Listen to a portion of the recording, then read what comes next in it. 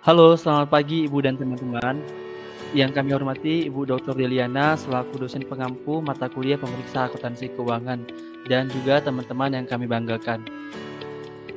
Sebelumnya kami ucapkan terima kasih banyak atas waktu yang diberikan kepada kami sehingga kami boleh mempresentasikan bukti audit. Untuk itu izinkan kami memperkenalkan diri. Kami dari kelompok 5 yang terdiri dari yang pertama Lini Wahyudi Sigalingging, yang kedua Nazira Putri, dan yang ketiga saya sendiri Iksan Simanjorang. Baiklah, kami akan menjelaskan mengenai bukti audit, di mana poin yang kami jelaskan itu yang pertama ada sifat bukti, yang kedua ada keputusan bukti audit, yang ketiga ada persuasivitas bukti, yang keempat ada dokumentasi, dan yang kelima jenis-jenis bukti. Untuk itu pemateri yang pertama saya sendiri Iksan Simanjorang, yang kedua ada Leni Wahyudi, dan yang ketiga ada Nazira Putri. Oke, kita masuk ke sifat bukti, di mana sifat bukti ini merupakan setiap informasi yang digunakan oleh auditor untuk menentukan apakah informasi yang diaudit itu sesuai dengan kriteria yang ditetapkan oleh standar akuntansi keuangannya. Nah, keputusan bukti audit ini terbagi menjadi 4, di mana yang pertama itu ada prosedur audit, yang kedua ada item yang dipilih, yang ketiga ada sampel, ukuran sampel, dan yang keempat itu penetapan waktu. Untuk prosedur audit ini, rincian instruksi yang menjelaskan bukti audit yang harus diperoleh selama audit, di mana seorang auditor itu harus membuat cara ataupun tata cara untuk mendapatkan bukti-bukti selama pengauditan ini berlangsung. Lalu yang kedua itu ada ukuran sampel. Nah, ini auditor harus dapat mengubah ukuran sampel dari hanya 1 hingga semua item dalam populasi yang sedang diuji.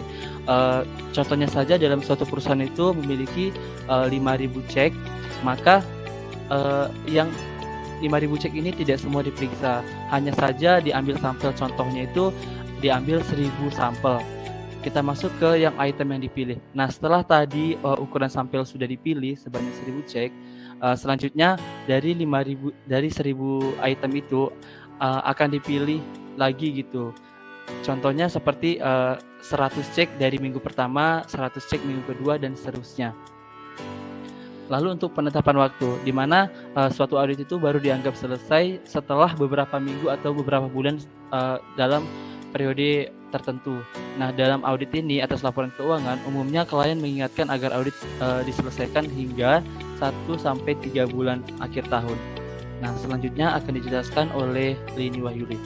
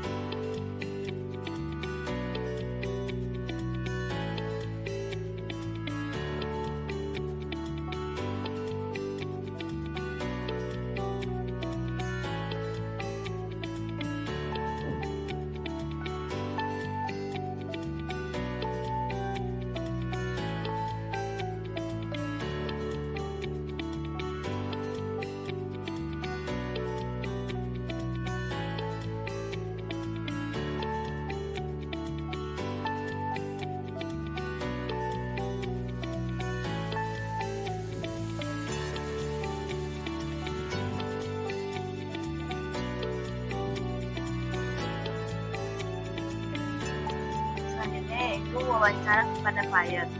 Wawancara adalah upaya untuk memperoleh informasi baik secara lisan maupun tertulis dari klien sebagai tanggapannya atas berbagai pertanyaan yang diajukan oleh auditor. Selanjutnya rekalkulasi yaitu melibatkan pengujian kembali berbagai perhitungan dan transfer informasi yang dibuat oleh klien pada suatu periode yang berada dalam periode audit pada sejumlah sampel yang diambil auditor. Observasi adalah penggunaan indera perasa untuk menilai aktivitas klien. Sepanjang melakukan penugasan terhadap klien, auditor mendapatkan kesempatan untuk menggunakan panca indera mereka, seperti penglihatan, pendengaran, sentuhan, dan penciuman untuk mengevaluasi banyak hal. Dokumentasi audit. Menurut standar audit, dokumentasi audit adalah catatan yang disimpan oleh auditor dari prosedur yang diterapkan, ujian yang dilakukan, informasi yang diperoleh, dan kesimpulan yang berhubungan yang dicapai dalam perjanjian. Dokumentasi audit harus dipelihara dalam arsip terkomputerisasi. Tujuan dari dokumentasi audit ini secara keseluruhan adalah membantu auditor menyediakan jaminan wajar bahwa audit yang memadai telah dilakukan sesuai dengan standar audit yang minimal. Persyaratan untuk dokumentasi audit yaitu peraturan SEC mewajibkan auditor perusahaan publik untuk melakukan dokumentasi berikut. Yang pertama yaitu kertas kerja atau dokumentasi lain yang membentuk dasar bagi audit atas laporan keuangan tahunan perusahaan atau review atas laporan keuangan kuartalan perusahaan. Yang kedua, memo, korespondensi, komunikasi, dokumen, dan catatan lain termasuk catatan elektronik yang berkaitan audit atau review.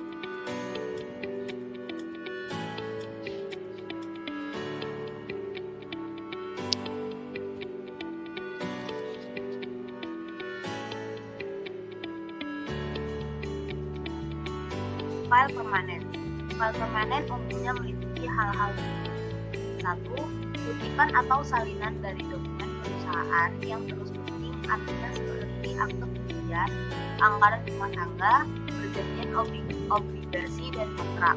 Yang kedua, analisis akun tahun-tahun sebelumnya yang tetap penting, artinya bagi auditor. Yang ketiga, informasi yang berhubungan dengan pemahaman atas pengendalian internal dan penilaian risiko pengendalian. Dan yang terakhir, hasil prosedur analisis dari audit tahun selanjutnya. Selanjutnya ada file tahun berjalan. File tahun berjalan mencakup semua dokumentasi audit yang dapat diterapkan pada tahun yang diaudit. Program audit.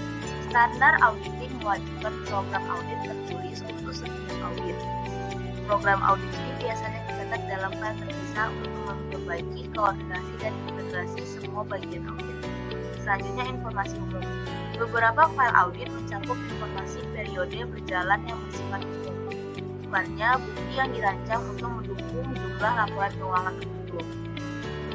Selanjutnya ayat jurnal penyesuaian dan reklasifikasi.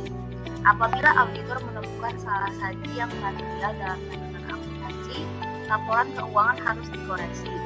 Sebagai contoh, jika klien lalai menurunkan nilai persediaan bahan baku yang usang, auditor dapat mengusulkan untuk membuat ayat jurnal penyesuaian guna mencerminkan nilai persediaan yang dapat direalisasikan. Dan yang terakhir ada neraca saldo berjalan. Mungkin sekian presentasi dari kami. Jika ada kekurangan kami mohon maaf dan kami ucapkan terima kasih. Selamat pagi semuanya.